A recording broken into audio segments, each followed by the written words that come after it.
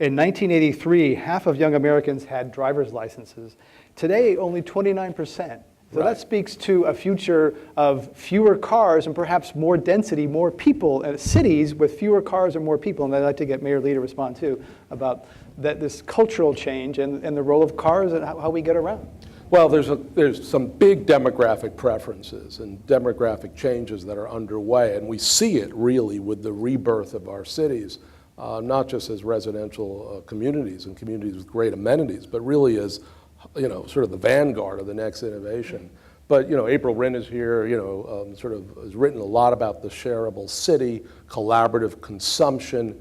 We're seeing people sort of treat some of these products that in the past you would need to own, that you can now share, right? And we see this obviously with companies like Zipcar. We see this with many different sectors of the consumption economy. So something has been unleashed, and frankly, in the last 5 or 10 years in the United States, fueled in very part by technological innovation, but also because of these vast demographic preferences. The millennials are sending signals to the market.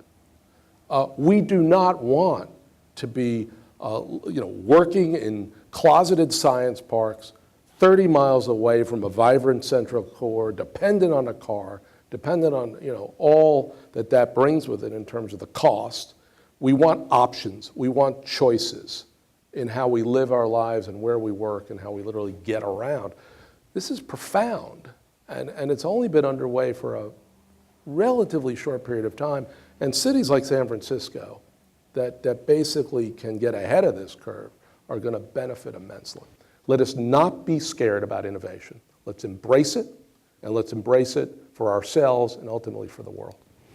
And again, part of it too is we're not going to have too many other choices unless we do create the multiple modes of transportation. And you're going to have this one choice. You want to sit in the car for 4 hours, getting down to Santa Clara to wait for the new stadium to open at Levi Stadium, right?